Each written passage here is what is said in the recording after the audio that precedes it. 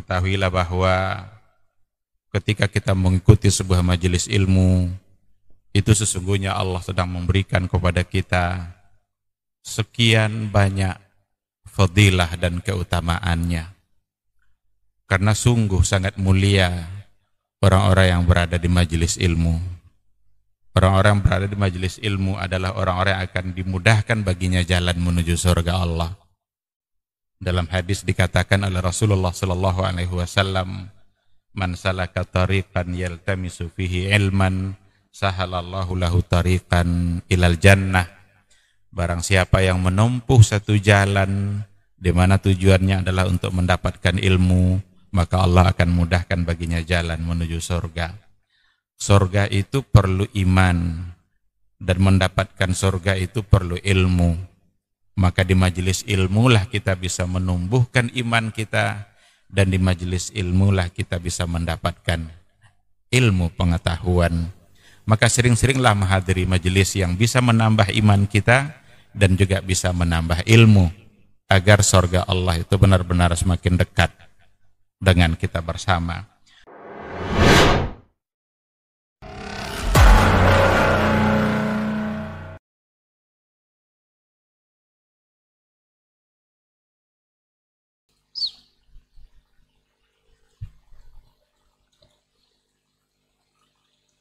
Bismillah. Assalamualaikum warahmatullahi wabarakatuh. Alhamdulillahirabbil alamin, wassalatu wassalamu ala asyrafil anbiya'i wal mursalin wa ala alihi wa ashabihi rasulillahi ajmain. Asyhadu an la ilaha illallah wahdahu la syarika lahu wa asyhadu anna Muhammadan abduhu wa rasuluh la nabiyya ba'dah, amma ba'du. 91,1 FM Radio Robani, merajut ilmu dan peradaban, generasi Robani dan pemirsa KMTV, juga sahabat Pondasi dimanapun Anda bisa menyimak siaran kita di kesempatan malam hari ini. Alhamdulillah kita kembali bersyukur kepada Allah Subhanahu wa Ta'ala untuk segala nikmat dan juga rahmatnya kepada kita bersama di kesempatan malam hari ini. Kemudian salawat dan salam seperti biasa kepada Nabi Muhammad SAW. Kita mohonkan salawat ini tersampaikan selalu kepada seluruh keluarga beliau hendaknya, kepada para sahabat, juga tentunya kepada orang-orang yang senantiasa istiqomah menjaga dan menjalankan ajaran serta sunnah-sunnah beliau hingga hari kiamat kelak. Baik, generasi Robani dan pemirsa KMTV, juga sahabat Pondasi dan ikhwah yang hadir di studio untuk kesempatan malam hari ini. Alhamdulillah kita sudah berada di Pondasi episode ke-11 podcast dakwah Islami, masih bersama guru kita yang sangat luar biasa. Alhamdulillah beliau sudah berkesempatan hadir, dan semoga beliau selalu diberikan kesehatan oleh Allah Subhanahu wa Ta'ala untuk menyampaikan atau berbagi ilmu bersama kita di kesempatan hari ini. Baik, generasi Robani dan pemirsa KMTV, kita akan membahas satu tema di kesempatan malam hari ini, yaitu kita dalam kata. Ini syarat makna sepertinya. Apa yang akan kita bahas nanti antum akan simak insya Allah selama 1 jam ke depan di berbagai channel dakwah yang sudah bekerja sama untuk menyebarluaskan podcast kita di malam hari ini. Baik, tanpa perlu memperpanjang atau mempersingkat waktu, kita langsung saja sapa guru kita untuk kesempatan hari ini, Ustadz Dr. Helmi Basri LCMH Hafizahullah Ta'ala. Assalamualaikum Ustadz. Waalaikumsalam warahmatullahi wabarakatuh. Tetap sehat Ustadz ya? Alhamdulillah. Baik Ustadz, di episode sebelumnya kita sudah membahas untuk satu frekuensi bersama kaum muslimin justru yang sepertinya banyak terjebak di hal-hal yang berbeda. Jadi kita ingin menyatukan frekuensi. Dan untuk malam hari ini kita akan membahas satu tema, yaitu kita dalam kata Ustadz. Ini akan sangat menarik bahasan kita sepertinya. Mudah-mudahan tidak ada yang salah kaprah ataupun salah paham dengan judul kita ini. Nah, kita akan bahas di sesi ini selama 1 jam ke depan bersama guru kita. Untuk yang pertama Ustadz, alhamdulillah untuk gelombang, boleh dikatakan bahasanya hijrah Ustadz ya, gelombang hijrah dari kaum muslimin, fenomena dakwah Islam ini kan sudah banyak kita lihat karena perkembangan zaman dan teknologi Ustadz. Jadi dakwah itu gampang sampai, setiap orang mengakses smartphone-nya itu bisa mendapatkan kajian-kajian Islam dan juga ilmu-ilmu yang bisa didapat dari berbagai media sosial. Tapi di sisi lain Ustadz, banyak teman-teman kita atau kaum muslimin yang sudah hijrah ini atau sudah meninggalkan masa lalunya yang katakanlah tidak sepatutnya atau buruk, itu bingung Ustadz mau berbuat apa, mulainya dari mana, ilmunya dari mana dulu, atau apa yang akan dilakukan. Bingung Ustadz, ada yang seperti itu kebanyakan. Bahkan tidak jarang juga mereka itu salah mencari sumber ilmu dan salah duduk di majelis ilmu. Ini seperti apa Ustadz? Fadal. Baik. Bismillahirrahmanirrahim. Alhamdulillahirabbil alamin wal aqibatu lil muttaqin wala udwana illa 'alal zalimin. Asyhadu an la ilaha illallah wahdahu la syarikalah wa asyhadu anna Muhammadan abduhu wa rasuluhu la nabiyya ba'da. Ikhwati fillah, para pendengar, para pemirsa, ikhwah-ikhwah yang hadir di studio, alhamdulillah pada malam hari ini kita kembali diizinkan oleh Allah Subhanahu wa taala untuk mengisi waktu kita yang mudah-mudahan itu adalah cara mengisi waktu yang baik, yang bernilai pahala dan menjadi ibadah insya Allah. Karena salah satu dari bentuk keberkahan waktu itu adalah ketika kita isi dengan sesuatu yang bisa mendatangkan pahala dan kebaikan bagi kehidupan kita. Untuk itu kita syukuri karena hanya atas izin Allah lah itu bisa kita lakukan. Dan alhamdulillah untuk tema kita pada malam hari ini seperti yang dikatakan tadi adalah kita dalam kata. Ini sengaja kita angkat karena ada kecenderungan pada akhir-akhir ini orang hanya sibuk dengan membanggakan kata, sibuk hanya dengan membanggakan istilah, bahkan tertipu dengan berbagai istilah. Padahal kita tidak mesti disibukkan oleh kata saja gitu. Yang paling penting sebenarnya yang kita lakukan adalah apa yang ada di balik kata itu. Apa substansi yang harus kita lakukan. Umpamanya cinta Allah. Betapa banyak orang yang mengaku-ngaku cinta Allah, itu hanya kata. Tetapi apakah cintanya benar atau tidak, itu adalah substansi. Jadi harus benar-benar sesuai makna cinta yang diinginkan itu dengan apa yang kita lakukan agar tidak hanya sekedar ungkapan-ungkapan begitu saja. Atau umpamanya hijrah seperti yang dikatakan tadi. Alhamdulillah ketika sudah sampai pada tahap bisa berhijrah. Tapi yang lebih penting itu adalah ma ba'dal hijrah. Apa yang harus dilakukan setelah dia mengaku sebagai orang yang berhijrah. Nah, ini membanggakan sebagai orang yang sudah berhijrah saja lalu tertipu oleh istilah yang tidak sampai pada substansi, saya kira itu tidak tepat. Oleh karena itu, yang terpenting sesungguhnya adalah apa hakikat dari sebuah hijrah dan apa yang harus kita lakukan setelah kita berhijrah. Oleh karena itu sekali lagi ini menjadi penting untuk kita bahas pada malam hari ini agar kita mengerti dengan substansi dan mengedepankan hakikat dan substansi itu. Tidak hanya berhenti sebatas istilah tapi tidak masuk ke dalam istilah itu. Oleh karena itulah kita harus berada di dalam kata itu, bukan hanya sekedar memegang istilah, tapi apa substansi yang ada di dalamnya.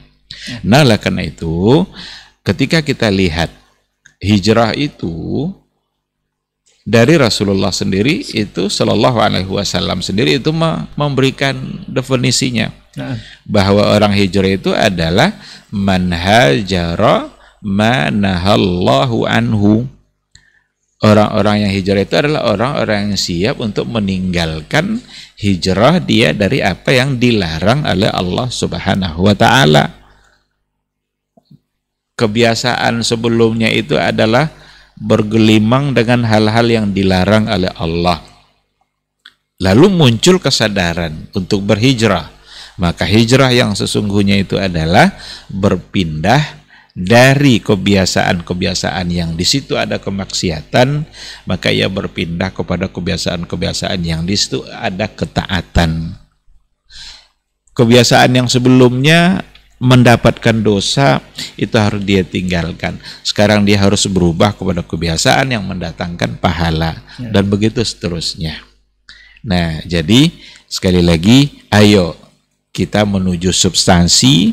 Ayo kita menuju hakikat, tidak hanya sekadar berada pada level kata atau level istilah yang tanpa makna. Ya. Jadi bingungnya itu sebenarnya bukan dari katanya itu sendiri Ustaz ya. Bukan setelah hijrah kita terpaku di oh anak sudah hijrah ini seperti ini. Bukan hanya itu saja, tapi apa yang ada dalam makna hijrah itu yang sudah digambarkan atau diberikan oleh Rasulullah SAW, itu kita harus masuk ke dalam substansi hijrah itu sendiri. Nah, betul. Oleh karena itu, orang yang sudah punya kesadaran untuk berhijrah itu benar-benar harus ada niat untuk berhijrah secara total dan sempurna. nah, Dan dengan melakukan taubat. Kenapa demikian? Karena biasanya orang-orang yang seperti itu akan diuji nanti oleh Allah dengan terbukanya di hadapan dia pintu-pintu kemaksiatan yang biasa dia lakukan. Dan itu sebagai ujian bagi hati dia, ujian bagi niat dia untuk berhijrah. Benar tidak dia ingin kembali kepada Allah? Terbuka di hadapan dia pintu-pintu dosa yang begitu banyak. Oleh karena itu, dia harus benar-benar bertaubat kepada Allah dan benar-benar harus punya niat dan azimah yang kuat untuk melakukan sebuah hijrah. Umpama sebelumnya dia biasa melakukan tindakan-tindakan yang memang di situ akan mendatangkan dosa dan kemaksiatan. Mungkin malam-malam keluyuran atau pergi ke tempat-tempat yang di situ ada macam-macam konser dan lain sebagainya. Sekarang dia mulai sadar. Ketika dia menyadari itu, alhamdulillah, itu satu modal kebaikan yang telah ditunjukkan oleh Allah Subhanahu wa taala. Tapi kadang dia diuji juga oleh Allah. Tiba-tiba ada kawannya ngajak kembali, ayo pokoknya semuanya gratis, apa yang kamu mau saya yang nanggung. Ini mulai goyang kadang nih. Dulu ikut dia yang bayar kan, sekarang ikut lagi tapi sudah dibayarkan oleh orang lain. Itu ujian sesungguhnya. Ini benar-benar ujian bagi orang yang ingin kembali kepada Allah. Dulu dia biasa merokok umpamanya, asik kali dia merokok, nikmat kali, tapi mulai kesadarannya, oh ini kan sesuatu yang merusak saya, merusak orang lain.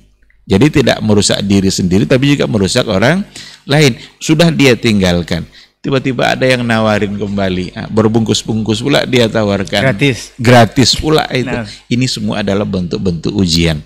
Kalaulah seandainya tidak diikutkan dengan taubat yang sebenarnya, tidak diikutkan dengan azimah dan niat yang kuat, niscaya dia akan begitu mudah untuk kembali kepada hal-hal yang tidak baik. Oleh karena itu apa yang harus dia lakukan? Nah, kan ini yang penting kan. Tentu saja dia harus memperdalam ilmu dan memperkokoh iman.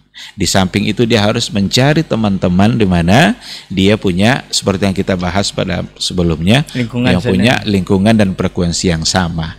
Harus dia berupaya betul agar dia punya teman-teman yang baik, teman-teman yang bisa mengingatkan dia, di mana membantu dia untuk ketaatan kepada Allah Subhanahu wa taala.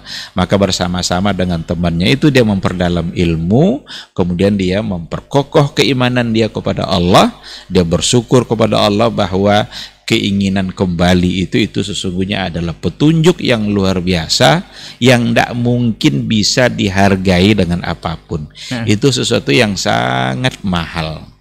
Maka bersyukurlah orang-orang yang diberikan kesadaran oleh Allah untuk kembali kepada jalan yang benar, dan peganglah baik-baik itu, kemudian carilah cara agar dia tetap bertahan di atas itu dan tidak kembali kepada kesalahan yang sebelumnya. Ya Ustaz, tapi kekeliruan sebagian besar kita Ustaz yang telah berhijrah ini, mungkin banyak teman-teman yang sudah hijrah di luaran sana, itu selain bingung untuk melakukan apa, terjebak kepada outfit Ustaz, kepada penampilan saja. Karena mereka mengidentikan kalau hijrah itu, afwan ini Ustaz, sudah memelihara jenggot, sudah bercelana di atas mata kaki, yang wanita atau yang perempuan sudah mulai memakai jilbab yang dalam atau jilbab yang lebar, bahkan ada yang memakai niqab dan cadar. Seolah-olah mereka hijrah itu hanya sebatas itu saja, tapi ilmu, pengamalan dan lain-lain dari substansi yang Ustaz sebutkan tadi malah tidak dapat. Apakah memang hijrah itu saja Ustaz? Bahkan banyak juga yang disalahgunakan Ustaz, kalau banyak juga yang berjenggot dan bercelana di atas mata kaki malah melakukan hal-hal yang sebenarnya tidak disunahkan dalam sunnah Rasulullah SAW. Ini seperti apa, Ustaz? Iya, baik. Ketika dia sudah mulai menjaga penampilannya, pakaiannya sesuai dengan yang diarahkan oleh Rasul, tidak di bawah mata kaki, kemudian dia berupaya untuk menjaga jenggotnya, itu mazahir, itu penampilan. Dan ketika dia sudah sampai ke tingkat itu sebenarnya adalah sesuatu yang baik, karena menjaga penampilan seperti itu, yang perempuan sudah mulai pakai menutup aurat dengan cara yang lebih sempurna daripada yang sebelumnya. Mazahir seperti itu sesungguhnya adalah membantu dia untuk berbuat baik sebenarnya. Tidak mungkinlah seorang perempuan kalau seandainya dia sudah sempurna pakaiannya seperti itu, lalu kemudian dia masih enak-enak aja bergaul bebas seperti biasa. Nah, maka itu akan bisa menjaga dia gitu, sebenarnya seperti itu. Kalau seorang laki-laki ketika sudah mulai menampakkan penampilan yang syar'i yang diajarkan Nabi seperti itu, barangkali itu bisa membuat dia berpikir untuk melakukan hal-hal yang salah. Masa minumnya masih pakai tangan kiri atau minumnya masih berdiri umpamanya, dengan penampilannya seperti itu. Itu satu kebaikan yang jangan diremehkan. Baik memang yang dia lakukan itu, karena Rasul mengatakan la tahkiranna minal ma'rufi syai'an. Jangan diremehkan kebaikan-kebaikan itu walaupun sepertinya bentuknya kecil. Hanya saja menganggap hanya sampai di situ, itu satu kesalahan. Itu yang tidak tepat. Karena sesungguhnya yang dituntut dari kita itu bukan hanya mazahir, bukan hanya penampilan-penampilan seperti itu. Bersyukurlah ketika sudah melakukan itu, tapi jangan pernah merasa cukup, apalagi membuat dia jadi sombong. Belum dalam jilbabnya, belum datang kesombongannya. Wah, ini saya, ini orang yang hebat, ini orang hijrah. Belum cingkrang celananya, belum pula dia datang kesombongannya. Itu satu kesalahan. Tidak baik untuk dilakukan seperti itu. Nah, oleh karena itu penampilan-penampilan yang sudah sejalan dengan syariat tadi haruslah kemudian diikutkan dengan yang lebih jauh daripada itu, bahkan sebenarnya lebih mengedepankan nanti hal-hal yang sifatnya prioritas. Apa yang harus dia dalami, apa yang harus dia pahami dalam persoalan agama ini setelah dia kembali kepada Allah Subhanahu wa ta'ala. Maka tadi ketika katakan bahwa harus dalami ilmu, perkokoh iman, ini kalau bicara dalami ilmu ini penjabarannya tentu akan sangat luar biasa. Ayat yang pertama turun saja itu kan persoalan harus kita berilmu kan. Iqra kan, Iqra bismi rabbikal ladzi khalaq. Bacalah agar bertambah pengetahuan kita, agar kenal kita dengan Islam ini. Apa yang harus kita ketahui, apa yang harus kita baca. Maka kita harus mengenali Allah, harus mengenali Rasul, harus mengenali syariat kita.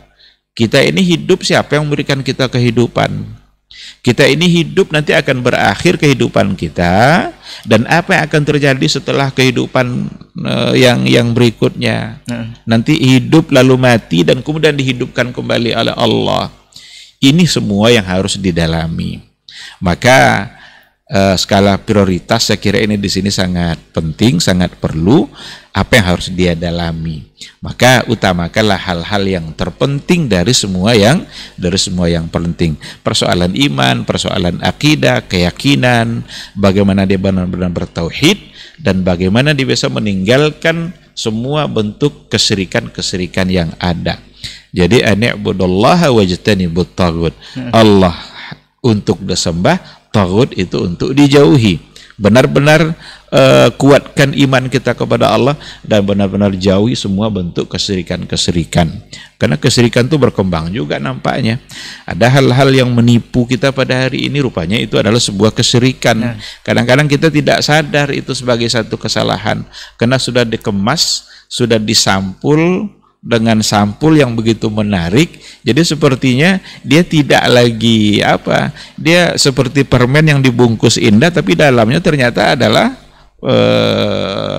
macam-macam gitu, pahit bukan manis yang ada di dalamnya, yang itu bisa merusak agama. Nah, oleh karena itu disinilah kita memerlukan ilmu. Maka kata belajar itu sebagai sebuah keharusan bagi kita yang sudah diberikan kesadaran oleh Allah Subhanahu wa taala untuk berislam secara baik. Baik Ustaz, kalau memang kita sudah tidak terlalu poin atau terlalu terjebak di penampilan saja, justru kita akan lebih setelah hijrah kita akan lebih banyak menimba ilmu, justru memperdalam ilmu bagaimana seharusnya Rasulullah SAW menjalankan agama ini. Cuma yang bingung Ustaz, ketika kita teman-teman ini mulai berhijrah, bagaimana kita mencari majelis-majelis ilmu atau menentukan majelis-majelis ilmu atau ustadz-ustadz yang memang benar-benar pemahamannya itu benar Ustaz, karena awam ini Ustaz, bingung. Kemudian ada juga yang mengatakan jangan terlalu dalam lah menuntut ilmu agama ini, biasa-biasa saja Ustaz. Nanti kalau terlalu dalam nanti bisa gila. Ada yang berungkapan seperti itu Ustaz. Malah kalau kita bilang justru bagus Ustaz ya. Kalau gila kan bisa jadi wali lagi Ustaz. Ini seperti apa Ustaz? Kalau jangan terlalu dalam mempelajari ilmu itu tentu saja ajakan yang tidak benar. Pasti tidak benar. Karena yang dituntut itu justru dalamilah ilmu itu, pelajarilah ilmu itu sedalam-dalamnya. Dan tak akan pernah ada orang yang gila gara-gara mendalami ilmu dengan benar. Ini ada poinnya dengan benar Ustaz. Dengan benar. Ketika dia mendalami ilmu yang salah, itu kemungkinan bisa menjadi gila, itu bisa. Tapi kalau benar dalam menuntut ilmunya, belajar kepada orang yang benar manhajnya, mengajarkan apa yang benar pula dalam pandangan Allah dan pandangan Rasulnya, itu justru akan memperkokoh keimanan, memperkokoh kedekatan dia, memperdekat hubungan dia dengan Allah Subhanahu wa ta'ala, karena caranya benar. Nah, oleh karena itu memang nampaknya bagi orang-orang yang awal-awal ingin mendalami Islam, nampaknya memang harus selektif juga. Harus selektif dalam artian ya mencari yang manakah kira-kira majelis ilmu yang benar-benar bisa mengantarkan dia kepada pemahaman agama yang benar. Karena seperti judul kita Ustaz, tidak terjebak kita dalam kata ini Ustaz. Tidak sekedar istilah gitu ya. Mereka mengatakan sayalah ini dan sayalah Ahlussunnah dan kamilah Ahlussunnah. Semua mengaku seperti itu Ustaz. Karena khawatir juga nanti ada orang yang baru saja dia hijrah tapi ditarik sama orang Syiah umpamanya. Ketika dia baru menyadari akan kewajiban keislamannya, lalu ternyata dia ditarik oleh orang-orang Syiah yang kadang-kadang sorbannya lebih besar dari yang lain, tertipu oleh penampilan yang gitu. jenggotnya lebih panjang, yang jenggotnya juga lebih panjang gitu kan, sehingga akhirnya hijrahnya itu tidak menuju kepada hal yang lebih baik. Tetapi menuju kepada hal yang tetap saja dia salah gitu. Nah, di sini memang perlu banyak mencari tahu dan perlu banyak sekali lagi mencari teman yang memang dianggap itu sebagai orang yang selama ini baik dan selalu memberikan masukan-masukan yang baik pada diri dia. Nggak mesti dia beristihad sendiri, menurut saya inilah yang baik ini. Karena dia belum bisa untuk menilai seperti itu. Ini bukan pula ambil baik buang buruk nanti Ustaz. Iya, tapi kehati-hatian tadi menjadi penting gitu. Karena tidak hanya sekedar hijrah lalu mengamalkan apa yang kita mau, enggak. Tapi kita berhijrah, berpindah kepada Islam yang benar-benar didasarkan kepada Al-Quran dan Sunnah. Siapakah orangnya? Siapa saja, asal dia berdasarkan kepada Al-Quran dan sunnahnya Rasulullah Shallallahu Alaihi Wasallam. Kita juga tidak mungkin untuk membatasi bahwa hanya majelis A sajalah yang harus diikuti. Enggak, majelis mana saja, asal ada kata kuncinya, asalkan dia mau menyampaikan qala Allah wa qala Rasulullah Shallallahu Alaihi Wasallam. Karena kita beragama ini kan berdasarkan kepada apa yang diajarkan oleh Rasulullah Shallallahu Alaihi Wasallam. Dan ini tentu saja penjabarannya akan cukup panjang karena kadang orang salah paham juga. Emang ente bisa paham sunnah secara langsung? Ambil buku hadis, langsung paham, tidak perlu ulama. Kan ini yang sering muncul kan. Saya sering mengatakan ini bahasa-bahasa gini sudah basi gitu. Udah berapa kali saya bilang gitu.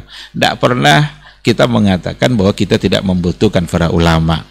Ulama itu adalah orang-orang yang dihadirkan oleh Allah dalam kehidupan kita agar kita bisa mengerti dengan agama kita sendiri. Maka penting untuk mempelajari apa yang dipahami oleh para ulama. Hanya saja ulama itu ternyata bervariasi juga.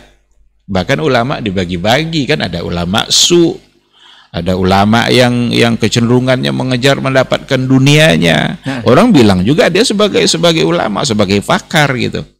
Nah, sekarang yang jadi patokan adalah kita mengambil pemahaman Islam itu dari apa yang dipahami oleh para ulama, dan mereka adalah mereka yang memang memahami syariat Islam ini berdasarkan atau sama manhaj pemahaman keislamannya dan apa yang dilakukan oleh Rasulullah dan para sahabat atau generasi-generasi yang terbaik pada masa dahulu. Nah, kalau itu yang kita lakukan, maka samalah artinya kita dengan kembali kepada Al-Quran dan Sunnah. Jadi jangan sekali-kali disalahpahami. Kembali pada Quran dan Sunnah bukanlah berarti tidak perlu ulama, tapi kita memerlukan ulama yang benar-benar bermanhaj yang sahih dalam memahami Al-Quran dan Sunnah. Bagaimana manhaj yang sahih sudah kita bahas. Ketika kita bicara antara manhaj dengan mazhab, sudah kita awali dulu pembahasannya. Wallahu subhanahu wa ta'ala. Tapi terkadang juga Ustaz, teman-teman yang hijrah ini atau yang sudah mengenal dakwah ini, mereka berikrar bahwa memang sudah mengikuti manhaj yang benar dan beriman kepada Allah subhanahu wa ta'ala. Tapi terkadang juga ada di antara mereka yang malah balik lagi ke yang lama. Karena mungkin tidak satu frekuensi Ustaz ya. Kita bilang balik lagi futur istilahnya Ustaz. Ini penyebabnya apa Ustaz? Apakah memang tidak memilih majelis-majelis ilmu atau menuntut ilmu yang benar dengan sesuai pemahaman para sahabat tadi, atau memang sibuk sana sini saja dengan penampilan yang katanya sudah sunnah tadi? Ini seperti apa Ustaz? Futur itu bisa disebabkan oleh banyak hal. Yang pertama bisa saja niat dari awal memang setengah-setengah. Kalau niat dari awal setengah-setengah, kita tidak akan bisa bertahan lama.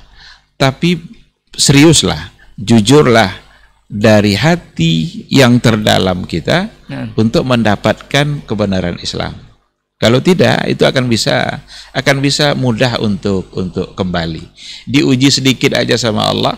Kadang ada awalnya dia begitu kaya raya, senang hidupnya, berpoya-poya, semangat untuk kembali kepada Islamnya datang. Kalau semangat kembali pada Islamnya datang, nanti akan diuji. Bisa aja dia diuji oleh Allah, diuji dengan kemiskinan, bisnis yang selama ini maju ternyata sudah merosot. Bisa enggak dia untuk menghadapi itu semua? Kalau niatnya setengah-setengah, itu akan kembali. Berapa banyak orang yang seperti itu? Dari kalangan artis juga seperti itu. Dulu dia joget-joget lain sebagainya, lalu tobat dia, ternyata ada niat yang tidak sempurna dalam persoalan hijrahnya, tidak siap untuk menanggung apa yang diuji oleh Allah Subhanahu wa taala, lalu balik lagi. Karena ketika diuji Allah dengan terbuka kembali godaan-godaan yang sebelumnya, ini yang dia harus siap gitu. Atau juga bisa disebabkan oleh terlalu memaksakan diri di dalam mengerjakan semua ketentuan agama. Nah, ini poinnya Ustaz. Ini bisa ini. Karena inna dina yusrun. Ini hadis Rasulullah sallallahu alaihi wasallam. Inna dina yusrun wa la yushaddad dina ahadun illa ghalabah. Jadi agama Islam ini, syariat ini mudah diamalkan, mudah dikerjakan, mudah dipahami, mudah dikerjakan. Jadi apa Ustaz? Karena memang yang baru-baru hijrah ini, teman-teman yang sudah mengenal dakwah ini terlalu semangat, apa-apa dikerjakan memang semua. Nah, Ustaz. Jadi itu semua yang menyebabkan balik lagi, Ustaz. Artinya, jadi coba kita pahami dulu hadis tadi. Tidaklah seseorang itu memaksakan dirinya dalam beragama kecuali dia akan kalah sendiri. Dia akan dikalahkan, dia akan bosan sendiri nanti. Karena sudah bertahun-tahun dia tidak membaca Quran, pas dia hijrah, dia ingin waktunya terus baca Quran. Nanti capek sendiri itu. Capek sendiri itu. Oh, berarti nggak baik baca Quran terus-terusan. Bukan tidak baik terus-terus baca Quran, tapi kadang-kadang kalau kita memaksakan diri secara berlebihan seperti itu bisa membuat kita menjadi futur dalam beragama. Dan Nabi juga tidak setuju dengan yang seperti itu. Kan kisahnya 3 orang sahabat itu kan yang ingin menandingi Nabi kan. Dia dibayangkannya amal Nabi itu, Nabi itu sholat malamnya begini, puasanya begini, dijamin masuk surga. Kita ini apalah katanya, ingin dia menandingi. Apa yang ingin mereka lakukan? Yang satu pokoknya malam terus sholat, tidak akan tidur. Yang satu lagi asal siang dia akan puasa, tidak akan ada hari di mana dia tidak berpuasa, terus dia akan berpuasa.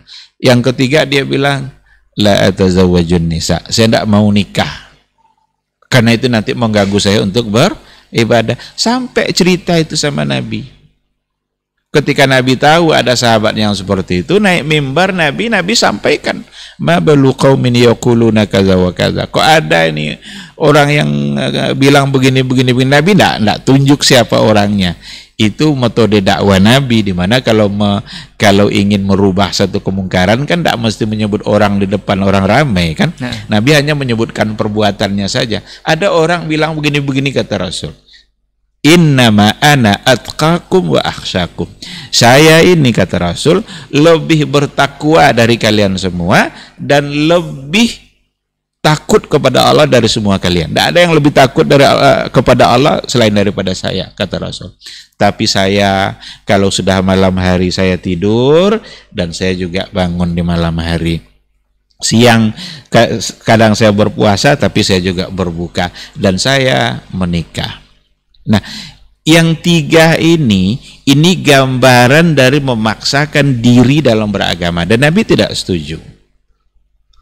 Karena tidak akan ada satu orang pun yang mencoba untuk mempersulit dirinya dalam beribadah, illa ghalaba, kecuali dia akan dikalahkan, akan bosan sendiri nanti. Oleh karena itu, perlu kita bersemangat, perlu mengejar ketertinggalan pahala, tapi tidak mesti nanti berakibatkan kepada futur.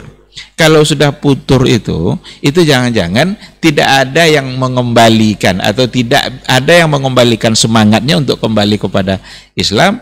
Justru berbahaya nanti, jangan-jangan dia justru kembali kepada kebiasaan-kebiasaan yang sebelumnya. Nah, oleh karena itu semangat itu menjadi penting, tetapi semangat yang dipandu, semangat yang harus nanti ditata rapi oleh ketentuan-ketentuan agama yang benar, sehingga ia menjalankan agama ini dengan penuh kemudahan, semangat, dan melakukan hal-hal yang mudah yang tidak memberatkan diri dia, dan insya Allah dia akan bisa bertahan di dalam keislamannya. Jadi jangan terlalu semangat kalau memang baru hijrah itu apa-apa mau dikerjakan semuanya, Ustaz ya. Dan akhirnya nanti bisa bosan sendiri. Ingat juga Nabi kan juga bilang kan, khairul a'mali adwamuha wa in qallah. Amalan yang terbaik yang kita kerjakan itu adalah yang terus-menerus meskipun sedikit. Nah, dia berkesinambungannya ini, berkesinambungan itu. Karena berkesinambungan itu gambaran dari kita tak putus kontak sama Allah. Umpama kita baca Quran, biarlah 1 halaman, 2 halaman setiap pagi, tapi terus ada setiap pagi. Daripada sekali duduk kita selesai itu 3 juz, tapi tidak ketemu lagi dengan Quran kecuali bulan depan. Ini tidak baik. Tidak baik. Karena lama masa berpisahnya dengan Quran. Tapi kalau dia terus sedikit-sedikit, kalau perlu setiap selesai sholat, meskipun mungkin entah setengah halaman atau 1 halaman, tapi terus itu kan terjaga hubungan dia dengan kalam Allah. Dan itu jauh lebih baik. Atau beberapa ayat sih Ustaz ya? Atau beberapa ayat. Nah, tapi kalau dipaksakannya, dipaksakan sekaligus banyak, khawatir nanti capek sendiri dia. Nah, kalau sudah capek jangan membuat dia merasa itu sebagai beban. Nah, kalau Islam sudah dianggap sebagai beban, tentu akan mencoba untuk menghindar lagi kan. Nah. Tapi Islam itu sesungguhnya adalah kebutuhan. Kalau Islam itu dianggap sebagai kebutuhan, kita akan mencari Islam itu dimanapun ia berada, karena kita membutuhkannya. Tapi kalau beban ini kan kalau bisa ditinggalkan kan. Nah. Kalau beban itu harus diangkat di hadapan pimpinannya, pas pimpinannya tidak ada, ditaruh lagi kan. Karena itu beban gitu. Nah. Tapi kalau sebagai kebutuhan, dia yang butuh. Jiwanya yang butuh kepada Islam, maka dia akan cari, tidak akan pernah puas dia, tidak akan ada yang pernah puas dengan Al-Quran. Maka kalaulah ada sebuah ungkapan ya, kalau seandainya hatinya benar-benar beriman kepada Allah, tidak akan pernah puas dengan Al-Quranul Karim. Nah. Tidak akan pernah merasa puas karena itu dianggap sebagai kebutuhan. Taib. Yang pasti juga kalau memang perintah yang dilakukan itu memang sudah menggebu-gebu untuk dilakukan, ini kenikmatan juga tidak terasa Ustaz ya. Jadi tidak seolah menjadi beban, memang berat jadinya untuk berat iya. Bahkan berat. Nanti tiba di titik jenuh itu akan ditinggalkan. Nah, ini akan mengakibatkan futur untuk semuanya. Iya. Mungkin ada hal-hal yang dia belum sanggup. Nah, biarkan dulu. Karena menunggu nanti ada sampai semangat dia bisa melakukan. Jadi kalau kan banyak sekali ibadah-ibadah ini kan, banyak sekali ibadah-ibadah yang perlu dikerjakan, sholat sunat, puasa sunat, apa segala macam. Bagus kalau bisa mengerjakan semua. Tapi kan kadang-kadang ada orang yang begitu mudah untuk puasa sunnah, tapi sulit untuk sholat sunat malam umpamanya. Ada pula di satu sisi orang begitu mudah untuk mengerjakan sholat di malam hari, tapi begitu sulit pula untuk berinfak, bersedekah. Kan gitu. Karena itu semua pintu-pintu kebaikan itu kan yang kalau bisa dilakukan ya oke. Tetapi sekali lagi, semangat dan memaksakan diri untuk melakukan semuanya sekaligus, yang kalau akan berakibatkan kepada yang tadi itu kita menganggap itu akan menjadi sebuah beban gitu kan, itu justru menjadi tidak baik dalam perjalanan beragama kita. Baik, Masya Allah Ustaz, sudah menjadi mukjizat dari Rasulullah SAW atau kebenaran sabda beliau bahwa nanti di akhir zaman, kita sudah di akhir zaman ini, itu kita akan terpecah 73 golongan Ustaz ya, dan satu yang akan selamat. Dan itu sudah disebutkan juga di hadis Nabi SAW. Cuma Ustaz, dari ke-73 ini, masing-masing kelompok itu mengklaim mereka adalah yang satu ini Ustaz. Bahkan tren milenial zaman sekarang yang katanya berhijrah itu, malah-malah ada yang seolah-olah ikut dari kelompok-kelompok tersebut, tapi juga mengaku mereka adalah Ahlussunnah wal Jamaah itu Ustaz. Dalam kata itu, kita ini dalam kata yang itu katanya Ustaz. Bahkan, mohon maaf ini Ustaz, persoalan kita akhir tahun ini akhir tahun Masehi Ustaz ya. Ini persoalan kita di dua kata ini Ustaz. Kalau boleh dibilang si Mary sama si Happy ini Ustaz. Dan masing-masing kelompok ini ada yang membolehkan, ada yang keras melarang sesuai dengan sabda Nabi, ada juga yang membolehkan. Ini seperti apa Ustaz? Apakah memang klaim ini bisa dipertanggungjawabkan atau ada ciri-ciri yang ditunjukkan oleh Rasul dari kata ini Ustaz? Iya. Itu ada sebuah hadis ya, kan ada Yahudi, Nasrani, Islam kan, 71, 72 untuk umat Islam, umatku kata Rasul akan terpecah menjadi 73.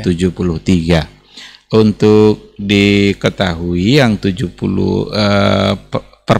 perpecahan itu sesungguhnya adalah dalam persoalan akidah. Bukan perbedaan-perbedaan dalam masalah fikih. Artinya mazhab Syafi'i, mazhab Abu Hanifah, mazhab Imam Malik, mazhab Imam Ahmad, Hambali, itu kan persoalan fikih ya. Maka yang bermasalah dari 73 tadi itu yang kata Rasul itu kan satu yang benar ya. 72 finnar. Itu persoalannya ada dalam masalah akidah. Dalam masalah bagaimana mereka mengenali Allah Subhanahu wa Ta'ala. Berarti bukan di masalah fikih, Ustaz ya? Bukan masalah fikih. Enggak masuk pengelompokannya untuk masalah fikih. Dan Nabi dalam hadisnya tidak menyebut nama bahwa yang satu itu adalah ini, tapi Nabi menyebutkan karakternya. Siapa yang satu itu? Adalah orang yang sejalan ma'ana alaihi wa ashabi. Ini poinnya. Orang yang berada di atas apa yang saya ada di situ, wa ashabi, dan juga sahabat saya. Oleh karena itu lagi-lagi kita tak perlu menghiraukan nama gitu. Kita perlu menghiraukan kata itu. Bukan menghiraukan kata sekarang ini. Yang lebih penting untuk ditelusuri itu adalah karakter yang disebutkan Nabi tadi itu ada enggak sama dia. Ada orang berkoar-koar mengatakan ahlu sunnah, tapi dia sama sunnah sendiri begitu jauh. Ya kan? Jadi sekali lagi, jangan tertipu oleh atau jangan terjebak oleh hanya sebuah kata lalu membanggakan kata itu. Tapi sekarang substansi. Ketika Nabi mengatakan mereka yang satu itu adalah mereka yang berada di atas apa yang saya berada di atasnya dan juga sahabat saya. Berarti apa yang dipahami oleh Rasulullah Shallallahu Alaihi Wasallam dalam persoalan agama ini dan bagaimana cara memahami agama ini dalam persoalan akidah, beriman kepada Allah, beriman kepada yang gaib. Yang gaib itu kan persoalan keimanan kan?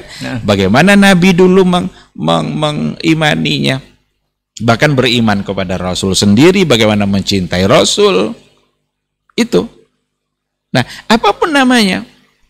Meskipun mereka tidak menamakan diri sebagai ahlu sunnah, mungkin tidak disebut-sebutnya istilah itu, tapi dia benar-benar berada di atas dalil, benar-benar berada di atas apa yang dibimbing oleh Rasul pada masa sahabat dulu di hadapan para sahabat-sahabatnya. Mereka lah yang satu itu.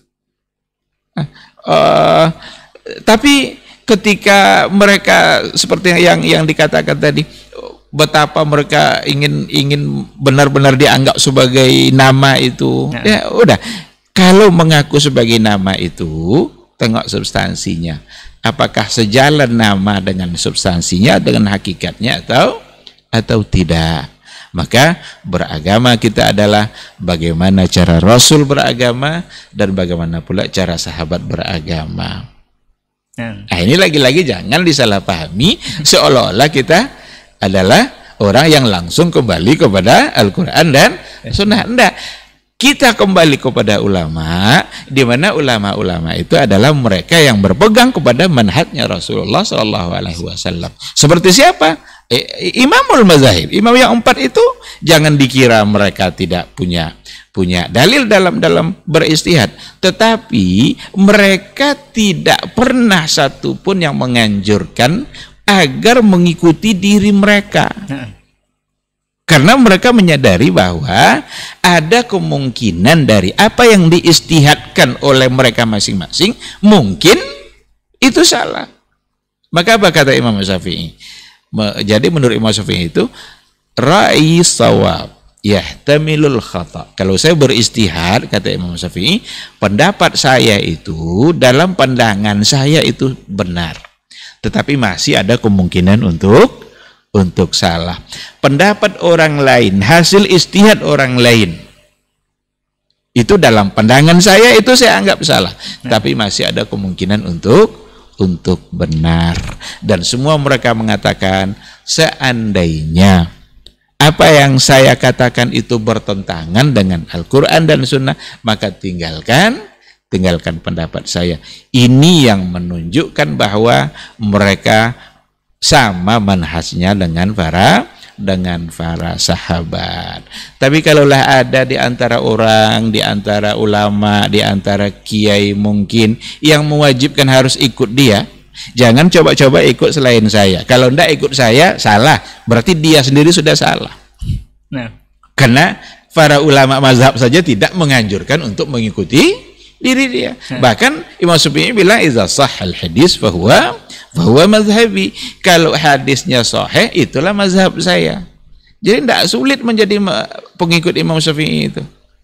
Seandainya oleh kebanyakan para ulama di antara pandangan Imam Syafi'i itu ternyata ada yang keliru. Ini contoh nih, umpamanya ada yang keliru oleh jumhur umpamanya.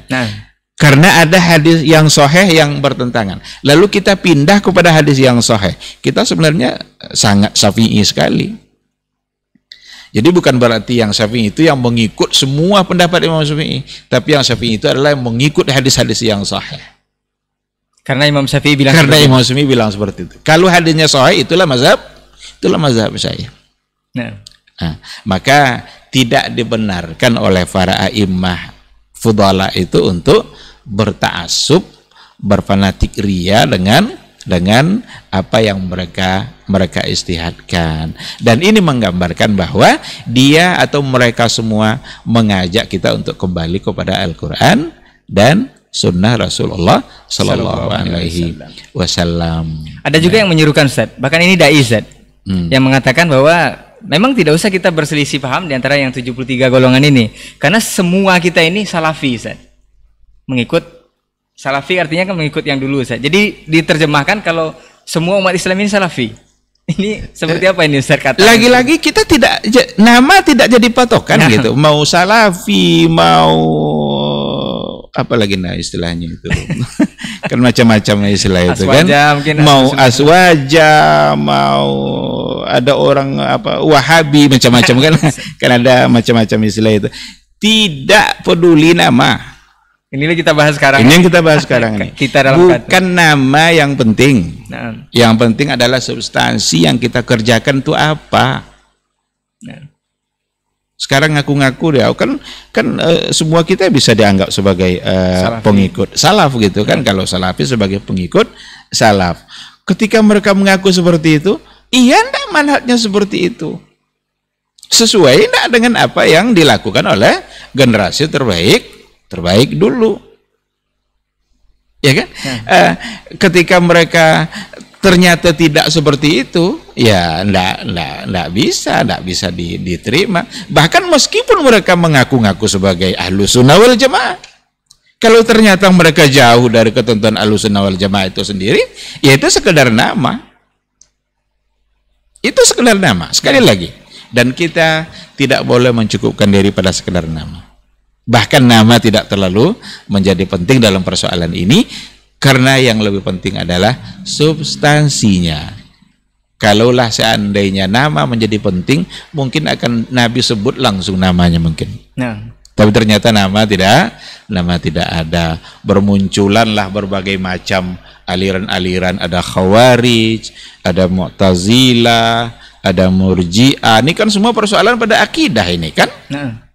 Apalagi nanti berhubungan dengan sifat-sifat Allah Subhanahu wa taala. Nah, lalu mereka kayak Mu'tazilah umpamanya yang punya kecenderungan untuk ta'til. Ta'til itu menafikan berbagai macam sifat Allah nanti karena dianggap itu tidak layak pada Allah. Apalagi berhubungan dengan sifat-sifat zat umpamanya. Itu dinafikan semua. Lalu mereka ingin mengatakan kami salaf. Iya kan? Ini lagi-lagi berarti hanya terjebak dalam kata tadi saya. Terjebak dalam kata, hanya mengaku-ngaku seperti itu, tetapi sungguh tidak dapat diterima. Orang-orang Khawarij umpamanya, yang punya satu keyakinan dalam Khawarij itu pelaku dosa besar itu kafir dia. Pelaku dosa besar itu kafir. Padahal kekufuran itu tidak selalu ditentukan oleh itu. Ya kan? Karena itu ada pada keyakinan yang menolak keberadaan Allah sebagai Rabb-nya dan Nabi Muhammad sebagai Rasul, ditolaknya, maka dia menjadi kufur gitu. Tapi ketika ada satu kesalahan yang dilakukan, yang mungkin juga karena terpaksa atau karena dia tidak tahu, jadi tidak ada istilah menghukumi kafir secara umum seperti itu dalam konsep ulama salaf kan, tidak seperti itu kan. Nah. Bahkan ulama salaf pun membeda-bedakan ketika Nabi mengatakan bahwa barang siapa yang meninggalkan sholat Jumat 3 kali berturut-turut fakat kafar, dia kafir. Itu bahasa umum yang datang dari Nabi. Ya. Tapi ketika ada yang melakukan, ini belum tentu dihukumi sebagai seperti itu. Masih ditanya, kenapa dia tidak mengerjakannya? Ada apa di balik itu? Barang siapa yang meninggalkan, beda antara muslim dan kafir adalah sholat. Nah. Berarti siapa yang tidak sholat, kafir. Sekarang ada orang tidak sholat, itu oleh ulama salaf itu tidak langsung dihukumkan kufur, karena ada kemungkinan dia meninggalkan itu tahawunan wa takasulan, karena malas, karena menganggap remeh, menganggap enteng. Tapi ketika dia tolak bahwa sholat itu tidak wajib, kufur. Boleh dikatakan kufur. Saya tidak zuhur, kenapa? Zuhur tidak wajib, kufur dia. Tapi kalau dia tinggalkan zuhur tadi karena kelalaiannya, karena kemalasannya, itu tetap sebagai seorang yang mukmin tapi fasik. Kan mukmin fasik. Ini tidak ada konsep ini sama orang Khawarij. Ini langsung kufur. Lalu mereka ngaku-ngaku sebagai pengikut salaf. Tentu tidak bisa. Nah, jadi sekali lagi, tidak hanya sekedar nama. Jangan hanya sibuk oleh kata, oleh nama, tetapi substansi yang dilakukannya apa. Jadi nanti disclaimer nih untuk yang di luar sana mungkin mengatakan juga kalau ulama-ulama salaf itu mudah mengkafirkan, padahal sebegitu rinciannya untuk menjatuhkan hukum kepada seseorang. Nah, ini juga fitnah yang begitu luar biasa kepada orang-orang atau kepada dai-dai yang mencoba untuk berpegang teguh kepada Al-Quran dan Sunnah. Muncullah tuduhan-tuduhan nanti yang tidak baik, gampang tidak pada tempatnya, gampang mengkafirkan, macam-macam tuduhannya, gampang memasukkan orang ke dalam nerakanya Allah, kapling surga, ya itu lagi bahasa-bahasa yang saya kira tidak pada tempatnya, karena persoalan takfir itu tidak sesederhana yang kita bayangkan. Menuduh sebuah kekufuran pada seseorang sehingga orang itu disebut sebagai kafir, itu berhati-hati betul. Kalau tersalah nanti justru balik ke kita kan. Nah, tetapi ada satu ketentuan umum yang datang dari Rasul, tetapi ketentuan umum nanti untuk menghukumkan kepada orang-orang tertentu, meletakkan hukum itu pada orang-orang tertentu, di situ perlu ada pembahasannya, perlu ada kajiannya. Tapi Ustaz, waktu kita sampai di penghujung Ustaz ya. Tapi ini penting Ustaz, karena 73 golongan tadi menurut sebagian orang yang ingin menyatukan, kalau tadi sudah dikatakan dengan kita semua salafi, ada juga yang mendamaikan, menyatukan 73 golongan ini, sudahlah kita tidak usah bertengkar dengan perpecahan yang sudah disabdakan oleh Rasul ini. Kita berdakwah masing-masing saja, tapi jangan dibahas syirik Ustaz. Oh, ibadah mereka seperti itu jangan dibahas itu dulu. Kita untuk menyatukan saja dulu. Ini pemahaman seperti ini seperti apa Ustaz? Bahkan ada juga yang mengatakan bahwa ada, entahkah ini hadis atau benar hadisnya atau tidak, bahwa perpecahan di umat itu adalah rahmat. Ini seperti apa Ustaz? Iya. Kita tidak akan pernah bisa bersatu di atas akidah yang berbeda. Mustahil. Dulu ketika Rasulullah SAW itu diutus, ada mereka yang menyembah patung, ada mereka yang menyembah api. Orang Majusi kan menyembah api. Ada mereka yang menyembah hewan, ada yang macam-macam sesembahan mereka. Karena memang sembahan itu penting dalam hidup itu kan, perlu ada sosok yang diagungkan gitu. Maka mereka mencari. Maka Al-Qur'an itu turun untuk memperbaiki akidah mereka itu supaya mereka bisa bersatu di atas akidah. Oleh karena itu, seandainya ada terjadi perbedaan akidah sekarang, udah kita ndak usah sibuk saling menyalahkan akidah, ndak usah bahas-bahas syirik. Nah. Kita ajarkan aja apa yang ada pada kita. Ini salah besar. Kenapa harus dikatakan salah besar? Islam itu turun untuk memberantas kesyirikan.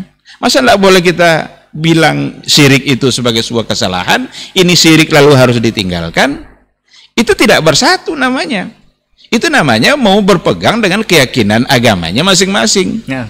Kecuali kalau mereka tidak menamakan Islam, udah tidak apa-apa.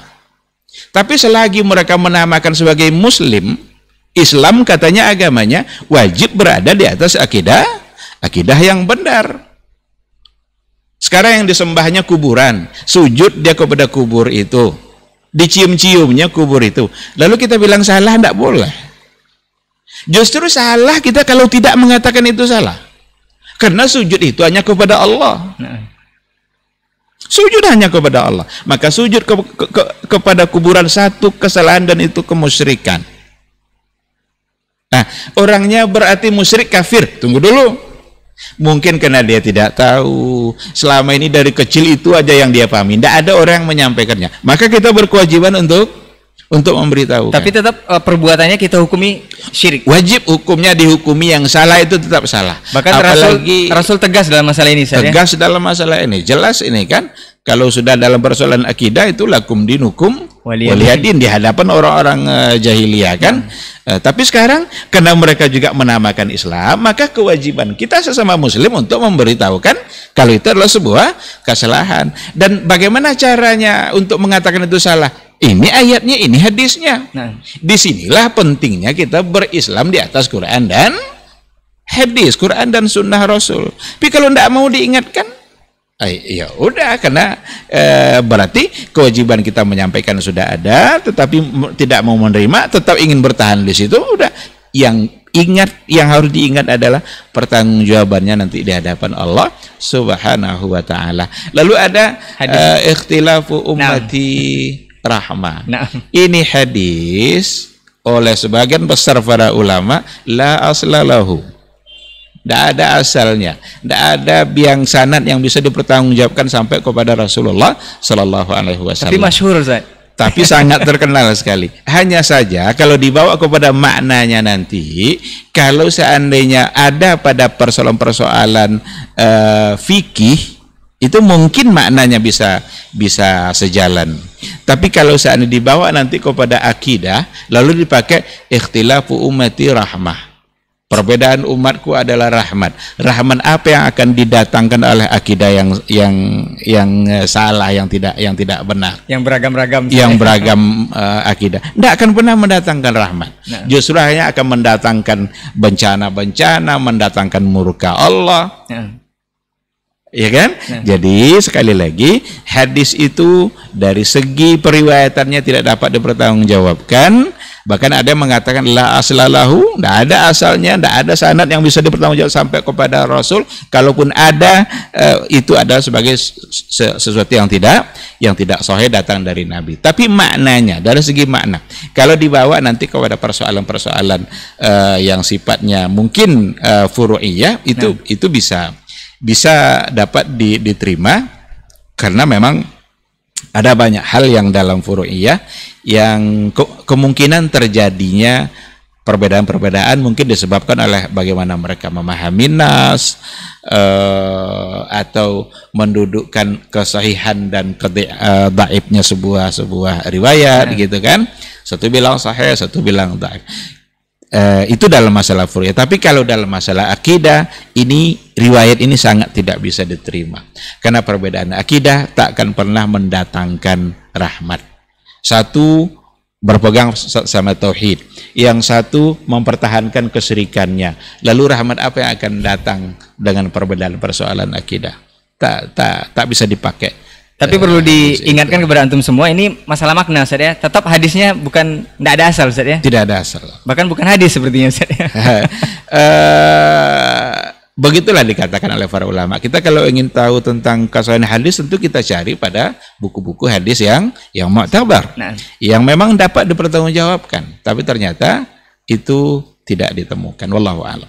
Baik, mudah-mudahan ini yang kita bahas ini Ustaz bisa bermanfaat untuk antum di kita dalam kata. Jangan kita terjebak hanya dalam satu kata saja bahwa kita adalah Ahlussunnah wal Jamaah atau kita adalah Salafi atau kita adalah pengikut Nabi sallallahu alaihi wasallam. Terakhir Ustaz, sebelum kita tutup statement terakhir mungkin nasihat Ustaz apa yang perlu kita sampaikan kepada seluruh kaum muslimin yang baru saja berhijrah agar tidak terjebak kita semua ini dalam satu kata yang itu Ustaz. Tapi kita benar-benar dalam satu kata itu benar-benar masuk ke dalam substansi dari kata itu sendiri.